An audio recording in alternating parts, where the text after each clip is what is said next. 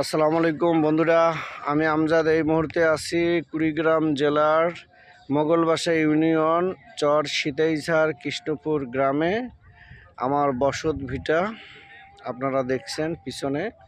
আমি যদি একটু সামনে থেকে আপনাদেরকে দেখাই তাহলে দেখবেন এই যে একটা নদী, এই নদীটার নাম হলো ধরলা নদী। এটা ইন্ডিয়ার থেকে আসে।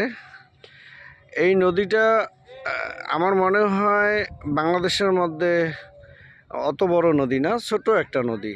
এটা একটা নদীর ছড়া।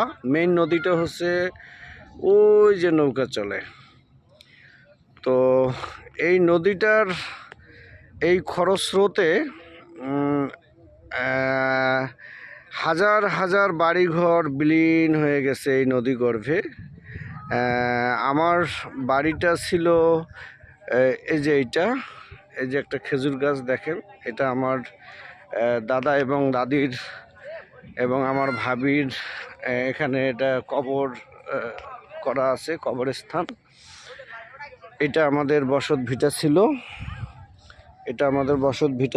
এটা বসত ভিটা ছিল আমাদের। আর এই নদীটা ছিল প্রায় 5-7 কিলোমিটার দূরে।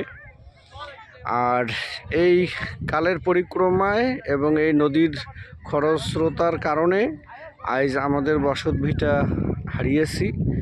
শুধু আমি না, এবং আমার মতো হাজার হাজার পরিবার ঘরবাড়ি এই নদীগর্ভে চলে গেছে।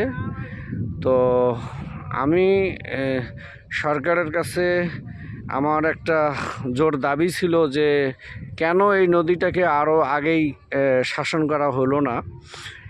তো হাজার হাজার বাড়িঘর এই নদীগর্ভে বিলীন হওয়ার পরেও এখন এই নদী শাসন করার জন্য উদ্যোগ নেওয়া হয়েছে। আপনারা দেখতে পাচ্ছেন, এই যে দেখেন শত শত বালু ভর্তি করে রাখছে বস্তা।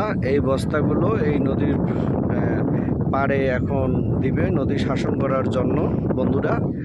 তো তারপরও আমি আমার প্রশাসনকে আমার তরফ থেকে হাজার হাজার ধন্যবাদ জানাচ্ছি, আন্তরিক মোবারকবাদ জানাচ্ছি যে দেরিতে হলেও শুভ বুদ্ধির উদয় হয়েছে। এখন এই নদী শাসনের মাধ্যমে হয়তো এ ধরনের বাড়িঘরগুলো বেঁচে থাকবে। আপনারা দোয়া করবেন যাতে আর এই নদী ভাঙনটা না হয়।